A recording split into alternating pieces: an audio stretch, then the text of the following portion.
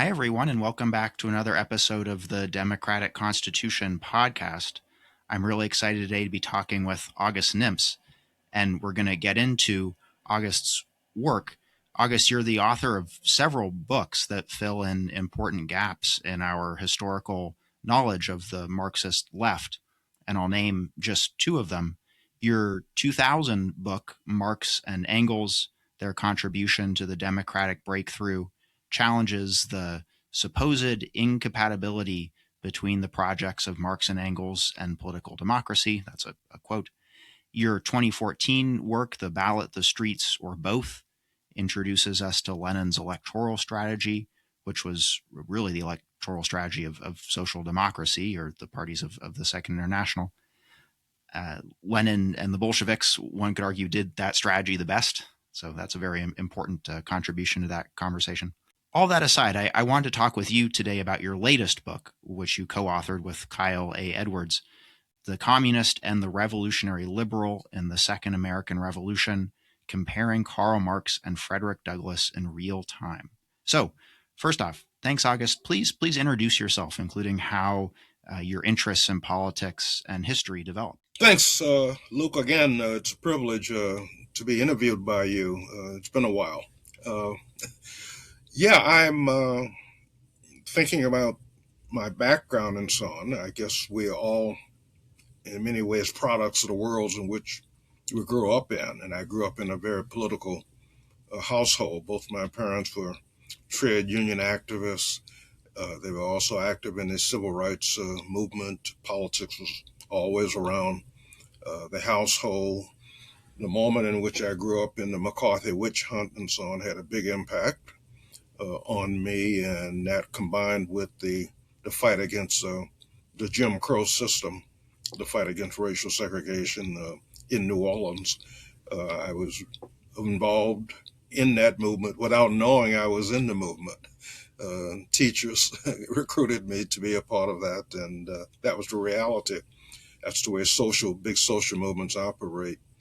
You get sucked up in them without necessarily knowing you're a part of them. That was the background, and one thing led to another, and the reality of the Jim Crow system revealed at a very early age that all was not well with regard to democracy within the United States. And so I began to look for alternatives. I was open to radical solutions and perspectives, and as a youth, sort of my infantile way of looking at the world, if the racists hated the communists, then there must be something good about the communists.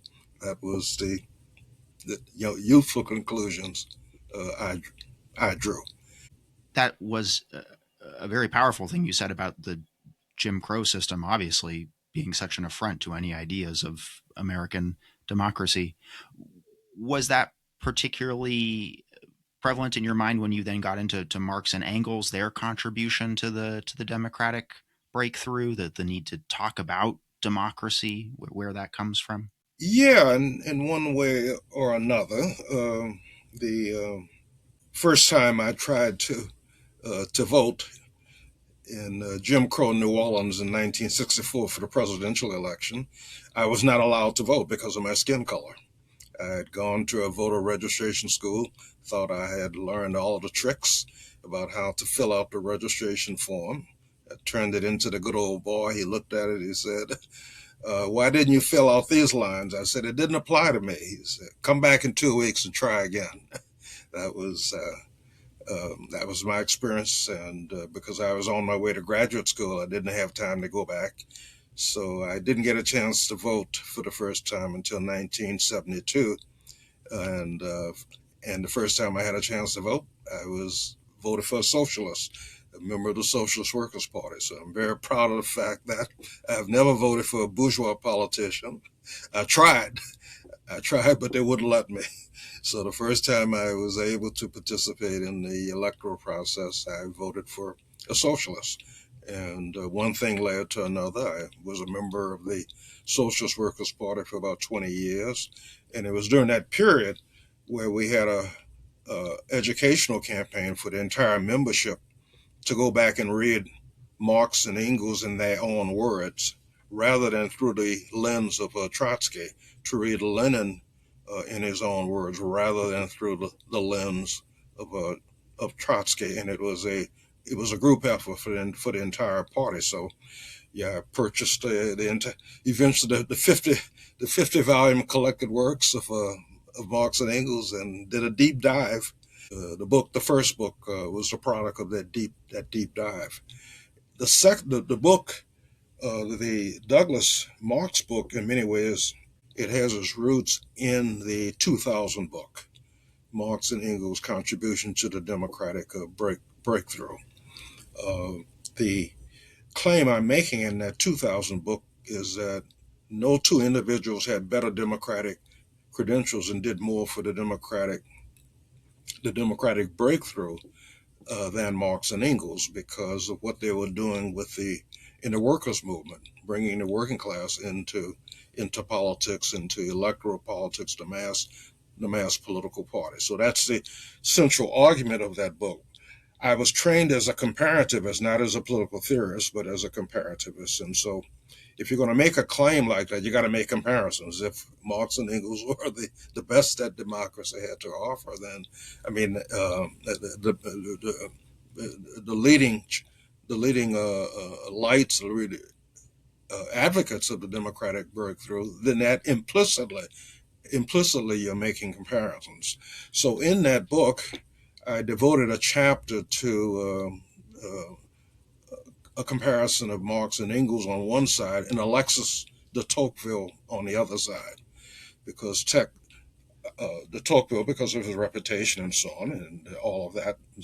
And I said, well, let's put Marx and Engels up against Tocqueville and look at how they performed at a crucial moment in the 19th century. That is with the European Spring, the 1848, 1849 revolutions. Let's see how they performed and see which of the two sides deserve to be called Democrats. And the fact is that Marx and Engels outperformed Tocqueville when it came to the 1848, 1849 revolutions.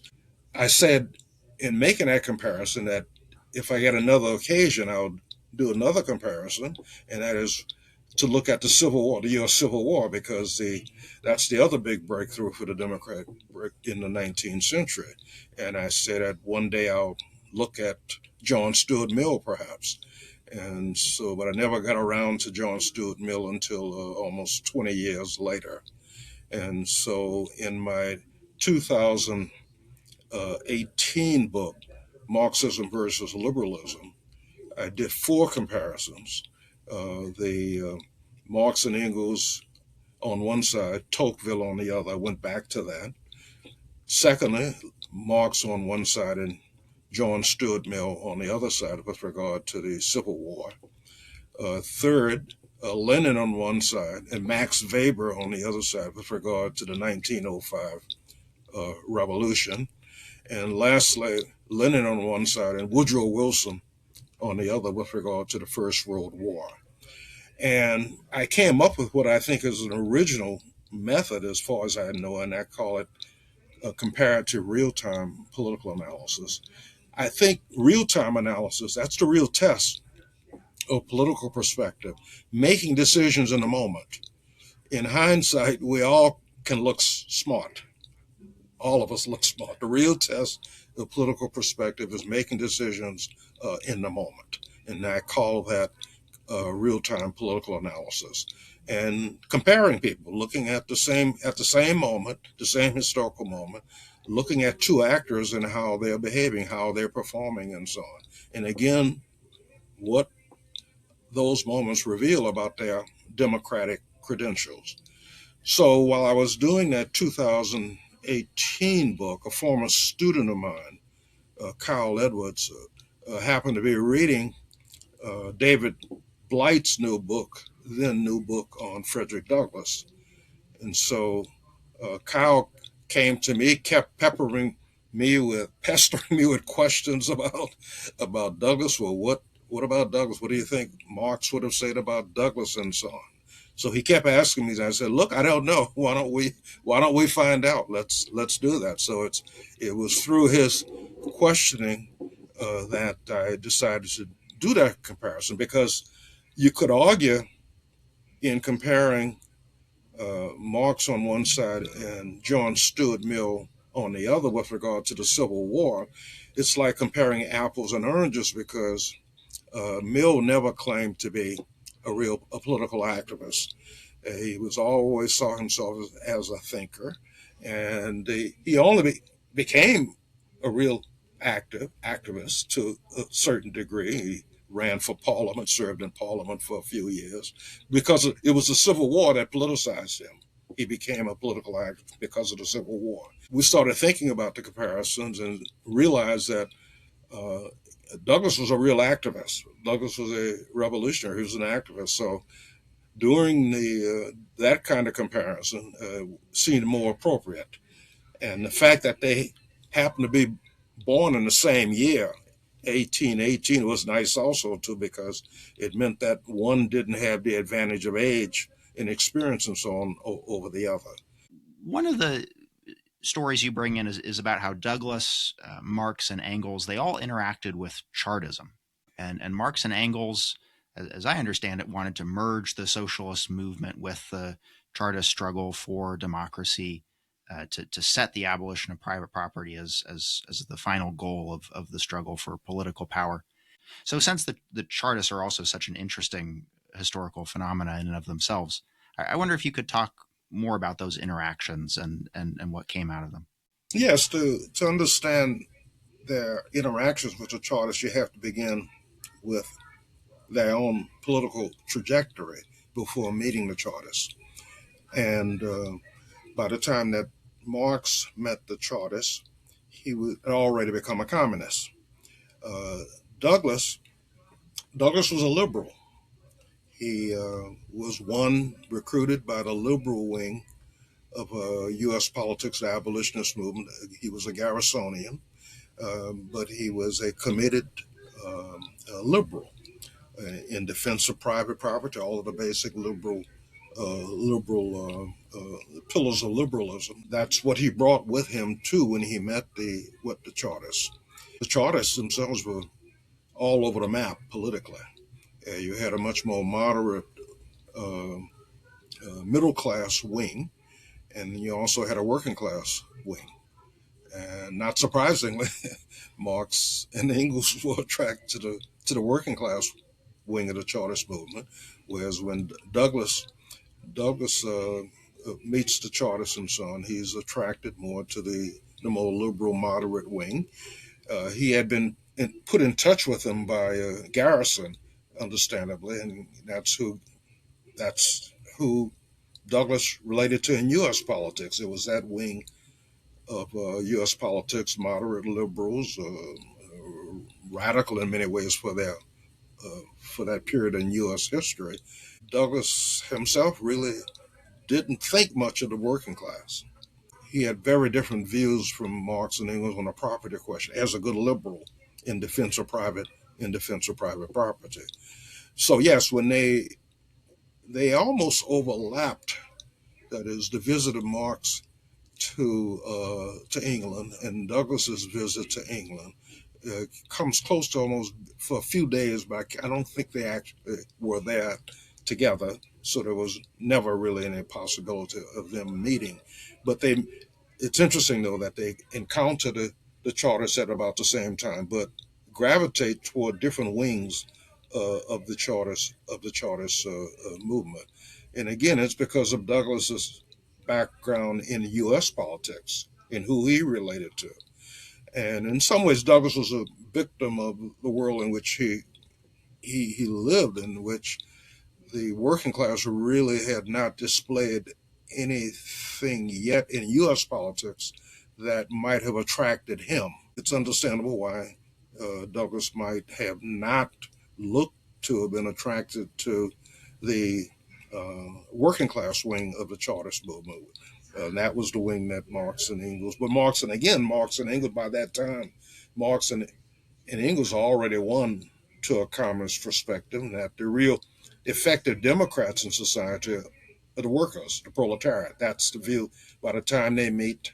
What the Chartists for Marx and Engels, the important thing for Marx and Engels about the Chartists was that these were workers who were willing to engage in the political struggle, whereas a lot of socialists on the continent abstained from politics. And so the lesson for Marx and Engels, that's what was so important for the Chartists for Marx and Engels. That is the workers embracing the political struggle. Douglass, Douglass is a defender of. He was a classic. We consider him a classic liberal, but during the Civil War period, before the Civil War period, around the John Brown events, from that period when he begins to collaborate with John Brown until right after the Civil War, we characterize Douglass as a revolutionary liberal. Uh, why? Because he was willing to use revolutionary methods to realize liberal ends. That's why we can call him a revolutionary liberal. But before the war, before the John Brown period and after the war, he reverts to the classical liberal, especially on the property question. Douglass was a small businessman. He was self-employed. It's important to understand. He maybe spent maybe a year as a worker after he escaped from slavery, living in Massachusetts and so on, working on the docks there.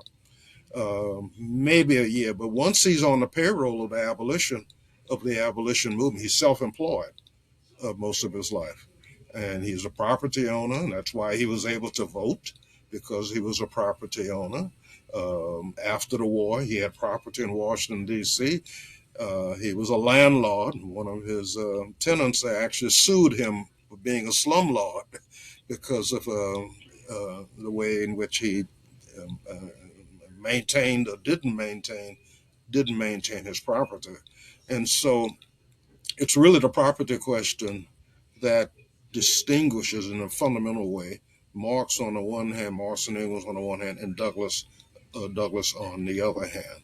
But for 4 years, you might April 1861 to April 1865, they're on the same political page, but for very different reasons. And we can get into that. But they. But before the war, no, they very.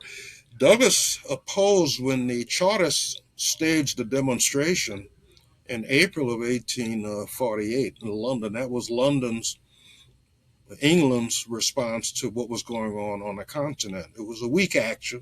It was a demonstration. It was peaceful and so on. Douglass denounced it. Douglass denounced that Chartist demonstration, while Marx and Engels praised it. That was very, very, very telling. And they had different opinions with regard to the proletariat in Paris when the proletariat took to the barricades in June of 1848 in Paris. Douglass denounced them. Douglass denounced that action and so on. And how dare you do this? And even something as mild and moderate as what the Chartists did, and that was the working class wing of the Chartists who staged that demonstration. That was too much. That was too much for Douglass. His view was that as long as workers had the right to vote, or there was no need to resort to extra parliamentary action. They could address their grievances through the electoral process and through Parliament. So, and then after the Civil War, again, we can talk about how Marx and Engels go in very different. They go back to their default positions. You raise an important point, which is to consider how a lot of events are happening very quickly, and more generally, how events can also change people, which goes back to your point about the importance of doing a real time comparison, seeing how people are relating to things in time. Because Douglass himself goes through different stages. At first, attached to Garrison, anti-political, the Constitution not as an aid to abolishing slavery, then changing, yes, engage in politics. The Constitution can be used in that way. Then, as you say, engaging with John Brown, fully supporting that, then changing in many ways too after, or perhaps after the Civil War. Speaking on that point, Marx had engaged with the U.S. before, to some extent, before the Civil War. He famously wrote his On the Jewish Question text in 1843, and as I understand it, had either on his bookshelf or maybe someone else's bookshelf the Pennsylvania Constitution. He was not a scholar of the United States, but had studied it to some extent. And then he returns to it, perhaps with more concentration around the Civil War. But there's a gap. There's a gap there. Do you think Marx changed his views on the United States between 1843 and 1861, or do you think that the events of the Civil War changed how Marx had seen the United States? Was there something going on there? I think it's a much richer approach, much richer information, knowledge that he had about the United States from that earlier assessment, but I don't think anything really fundamentally changes. We know, by the way, that he also read Tocqueville, and he also read um, Tocqueville's travel companion, Gustave de Beaumont, his little book, novel on slavery. And at the end of that novel, there are a bunch of appendices with all kinds of fascinating data at the end of that novel. We can tell from Marx's notebooks, yeah, he really, really enjoyed reading that, learned a lot about the United States and so on. His very first writing, his first publication, reveals a lot of knowledge about the United States, particularly on press censorship, press laws, and so on. And so, this is why he considers the United States the most politically liberal country in the world, in the Western world, certainly. So he was very informed in that regard. I argue that it's that understanding of the United States as being the most liberal, politically liberal country certainly in the Atlantic world at that moment that leads Marx to communist conclusions. And what I mean by that if this is the best, if this is the best that political liberalism has to offer, then we need something else. Something else is required for real liberation, for human emancipation. The United States is great. It's the best when it comes to in the political liberties, censorship laws, and so on are absent in the United States in the way they are within Europe and so on. And so, if this is the best that political democracy has to offer, then something else is needed when it comes to human emancipation. That's the argument I've made in my 2003 book on Marx and Tocqueville.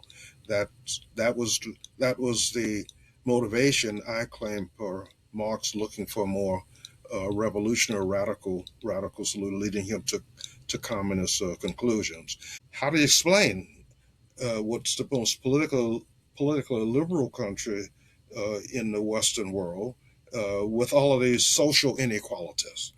How do you put those two together? And that's the claim I'm making about him looking for more radical, revolutionary solutions for human emancipation. So when the war breaks out, what he has to do is true. He has to get up to speed. And one of the reasons why he never completed Capital is because in order to be able to write about what was going on in the United States, remember his main source of employment is writing for the most important newspaper in the United States and maybe in the Western world, Horace Greeley's Tribune, the daily and the weekly Tribune. And as the occasional correspondent from London, when the war broke out, he had to drop almost everything in order to get up to speed. So he has to do a crash course on U.S. history. And But I think what he learns basically confirms what he already knew, especially with regard to the social inequalities. Um, he makes yet a before the Civil War, uh, his critique of Proudhon's philosophy of poverty uh, reveals his knowledge about how slave trade and slavery were vital to understanding capitalist development within the United States. So he has a general overall view, which I think is pretty accurate. I don't see any real fundamental uh, changes that take place. I think what he learns once he gets up to speed on U.S. history, it confirms, I think, what he already knows, kind of an outline form in a broad way. That is, the again, you got political democracy combined with lots and lots of social inequalities, and especially with regard to the slavery question. But it's not just the slavery, but it's the within the North itself, the inequalities that existed between elites and between the working class. Let's go to the Civil War, and we're covering large swaths of history in a short amount of time. How would you say Marx and Douglas understood the Civil War? I think from what we've talked about, it might already be clear that they might see different social forces at play. They might put the event in a longer narrative or a different narrative. So, how did they see the Civil War? And I guess exploring the commonalities, but also the differences. Yeah, for Douglas, the Civil War was an opportunity to finally get rid of the institution of chattel slavery. Um, Up until then, he was very pessimistic. In fact, it looks like he was considering leaving the United States, moving perhaps to Haiti, because he had become very discouraged with developments within the United States. But once Fort Sumter happens, and boy, he's all enthusiastic. This is the opportunity he's been waiting for. He sees the Civil War as an opportunity to finally get rid of this atrocious institution and all of the horrors connected with it. For Marx, the big difference for Marx, uh, getting rid of slavery was simply the prelude to doing something much more radical, revolutionary. That is, the end of slavery, chattel slavery, was seen by Marx as a way to deepen capitalist relations of production in the United States, and therefore bringing to existence for the first time a hereditary proletariat. A hereditary proletariat. And again, underlying that assumption were the communist conclusions that he and his partner Engels had reached in about 1848, 1847. Well, okay, with the German ideology, 1845, that the proletariat, the real effective uh, Democrats in society, in class society, for the first time, the only efficacious Democrats are the proletariat. That's the proletariat was the vehicle, the means, the agent for bringing about real democracy. And as long as chattel slavery was in place, the United States was limited in really uh, being able to bring about any kind of uh, emancipatory project.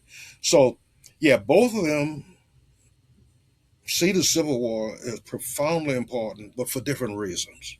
For Douglas, finally, to get rid of this bastardly, the bastard republic, as he referred to it, finally cleanse the United States of chattel slavery. For Marx, getting rid of chattel slavery was a means to an end, a means to an end. The end to bring about a hereditary proletariat for the first time, and that proletariat would the agent, the real agent, the effective agents of human human emancipation. So that's why they could be on the same political page for that. For those 4 years, they're on the same political page. Marx is doing everything he can from London to try to advance the union cause. He's more optimistic in many ways than Douglass. It's fascinating to see the differences between the two. And Marx, in some ways, had the advantage of being 4,000 miles away, perhaps. So he could see the bigger picture. He could understand Lincoln in many ways. He could anticipate Lincoln's actions much better than Douglass. Douglass was oftentimes very, very frustrated. But at the same time, Marx and Engels had a very different position. They had a 3 year, I think for about 3 years, we think for about 3 years, Marx and Engels had a political disagreement about how Lincoln was conducting the war. And it's very important, I think, for Marxists to appreciate that just because they had the same theoretical perspective, the same method, historical materialism, didn't always mean that they had the same conclusions in looking at politics, real day-to-day politics.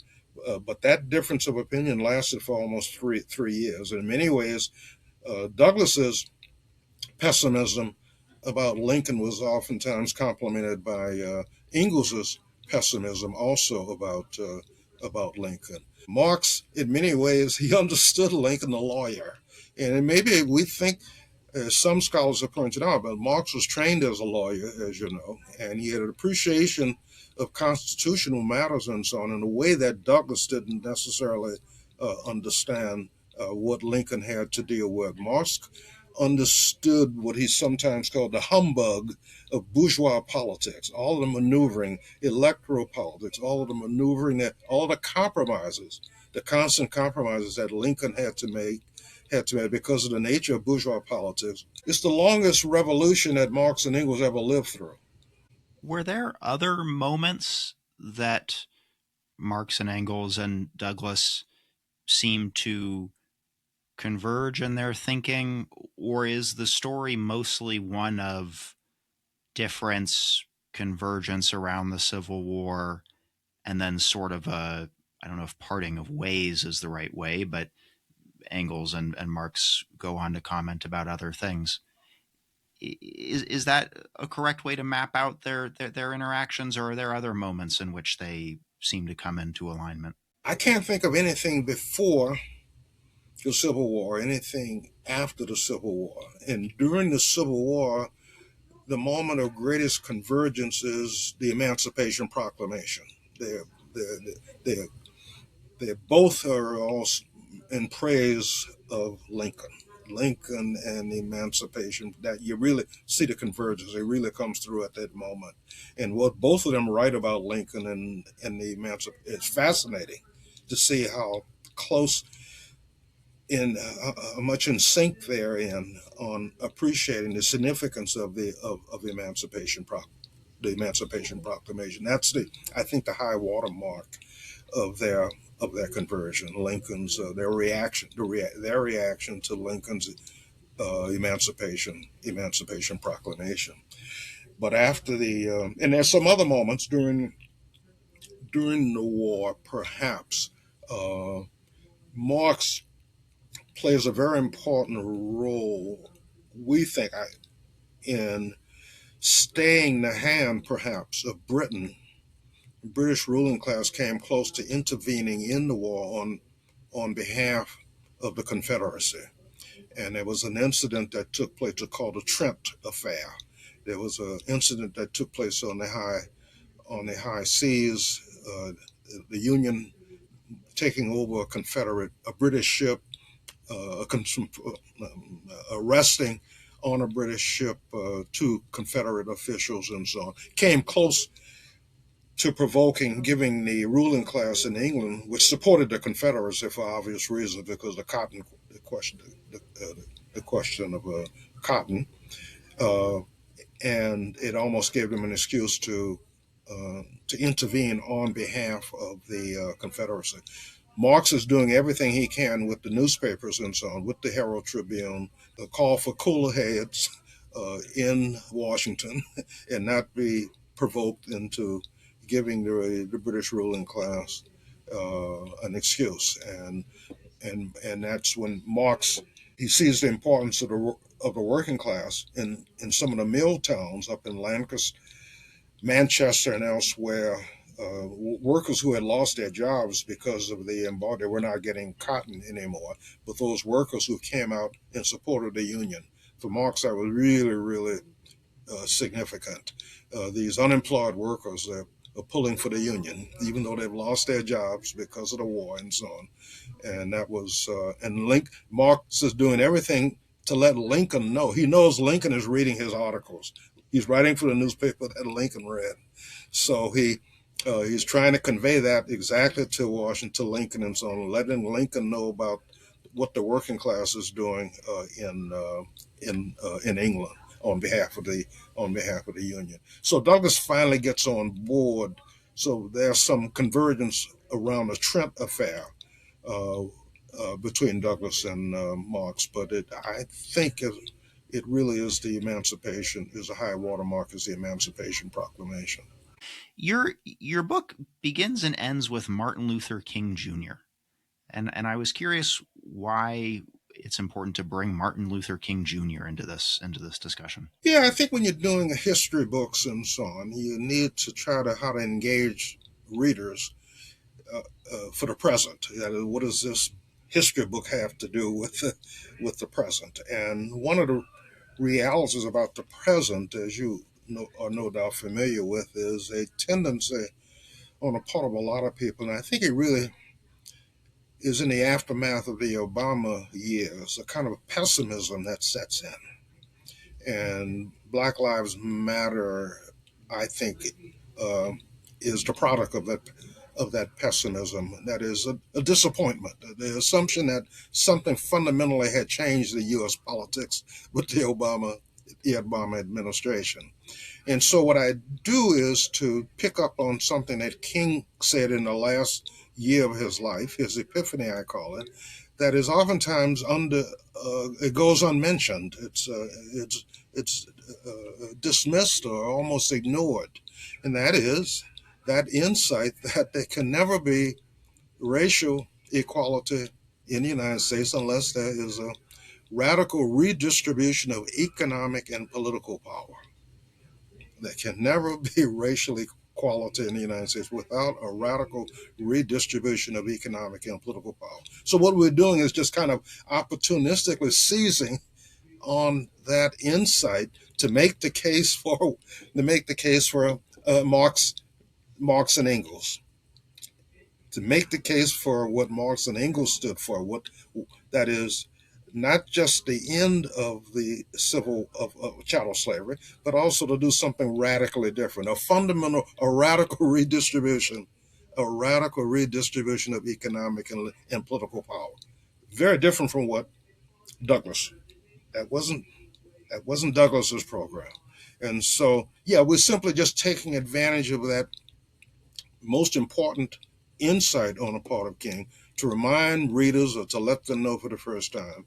Yeah, this is why uh, the the Obama presidency did not lead to a radical redistribution of economic and political power. There was nothing fun. Why we're still beset with racial inequality and other inequalities, as long as capital in other words, as long as the capitalist mode of production is in place, we cannot have racial equality or any kind of social equality. That's the lesson.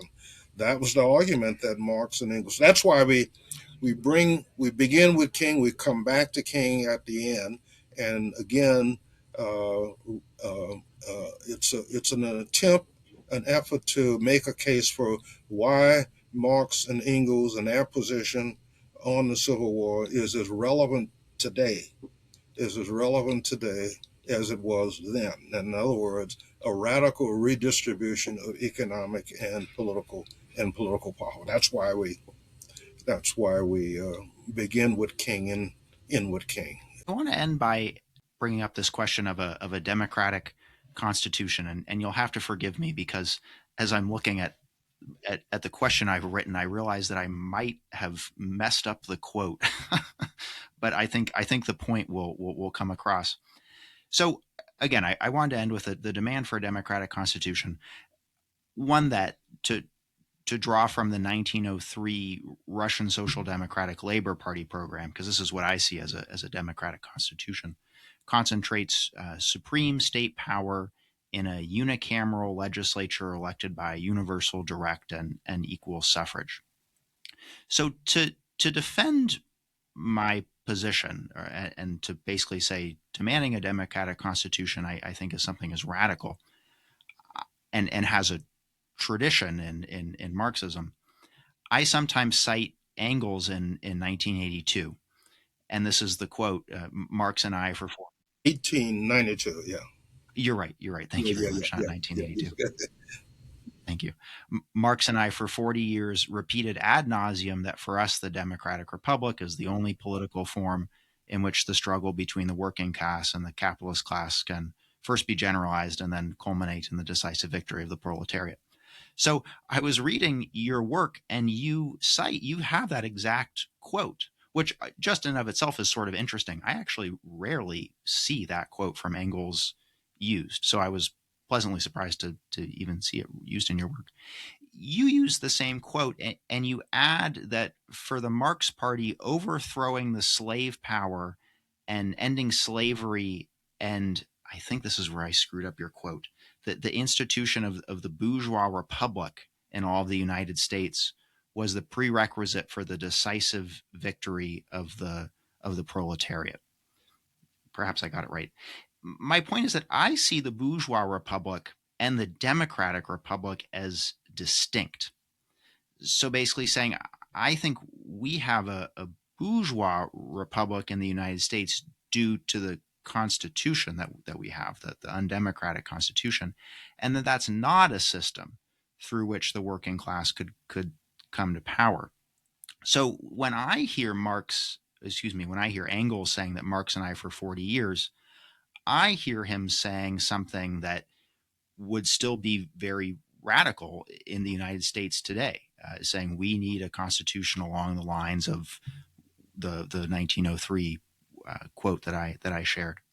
I wanted to ask you about this because to make matters even more confusing, in my opinion, Engels refers to the United States as a democratic republic, as does Marx in 1843, as we mentioned.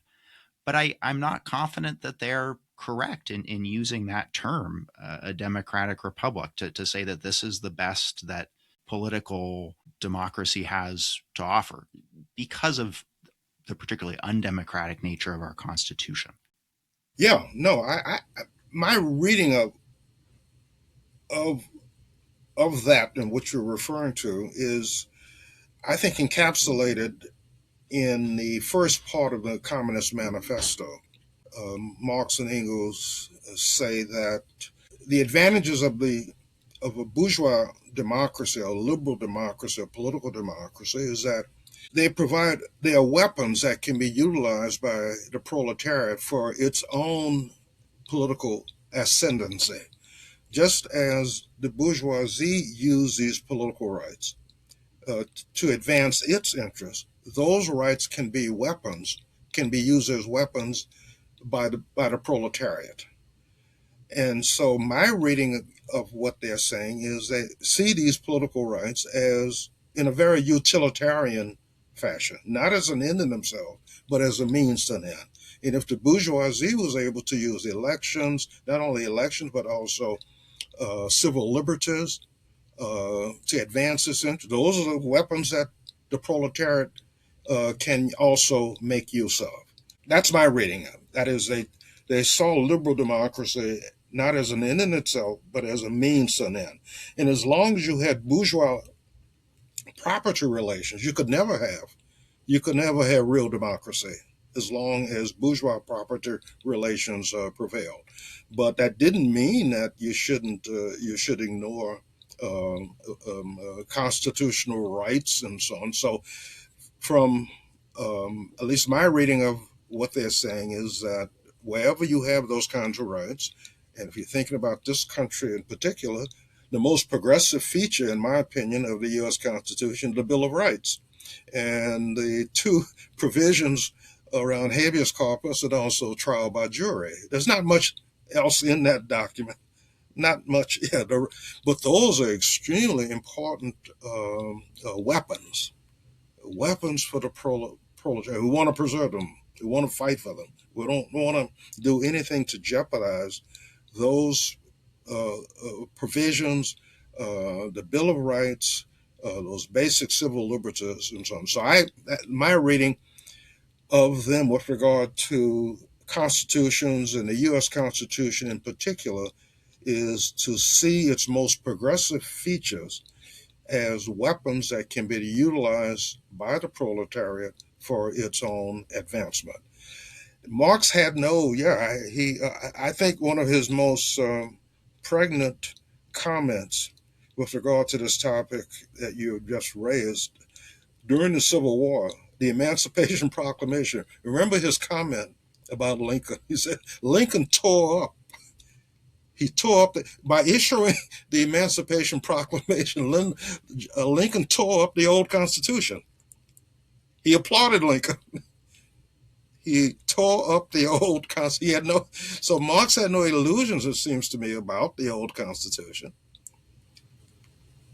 Yeah, this is an interesting point, because I think it gets into the some current discussions around Reconstruction Mm-hmm. as a second founding, Mm-hmm. or as perhaps even giving us a new Mm-hmm. constitution.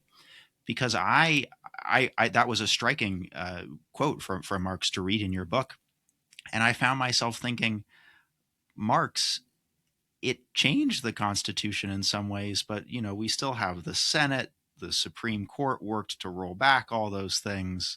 The presidency is now more powerful than ever. So if only it had really torn up the Constitution. Now, of course, I'm looking at it in hindsight, and the abolition of slavery, that was the largest abolition of slavery, as I understand it, in a single stroke ever. So it's an immense thing. But that particular point, I found myself thinking, many of those undemocratic features of the Constitution have stuck around, and they're really giving us a hard time these days. So, Yeah, and but we still got those weapons. mm, We mm, still mm, have those weapons that we need to fight for and make use of. And again, as long as you have bourgeois relations, property relations in place, we can never have a real human emancipation in the United States. It will require a radical redistribution of economic and political power. And in that old document, you still the foundation, the amendments, the amendments to the Constitution, the Bill of Rights. The Bill of Rights is a very, very important weapon in the hands of the working class, and we have to make sure we do everything not to jeopardize them, don't not to give ruling elites an opportunity to take away those important rights, which can only be, as you know, those rights can only be realized by taking us actually using them. No, it's an important question. It's a very important question because there's a tendency among some writers to assume that Marx had no interest in constitutional matters. You'll see that among some very well known, apparently smart individuals. No, Marx took constitutions very, very seriously, very, very seriously. And I think he was referring to specifically the Fifth Amendment about compensation. If your property is confiscated, mm, mm. if your property is, it's the largest appropriation of private property in modern history. That's a very fair point to think Yeah, about what he might have meant in that yeah, particular case, and also a very important point: Marx's interest in constitutions and in political structures and in the laws and the Election. He rules. took U.S. elections. He combed through U.S. elections. He followed very closely the elections in the fall of 1862. He's trying to figure out to what extent is there political support for Lincoln's Emancipation Proclamation. So he's looking closely at election returns. Yeah, at the same time that I was reading your book, I found I was preparing a presentation that I'm hoping to give to my local DSA chapter Hmm. about Reconstruction.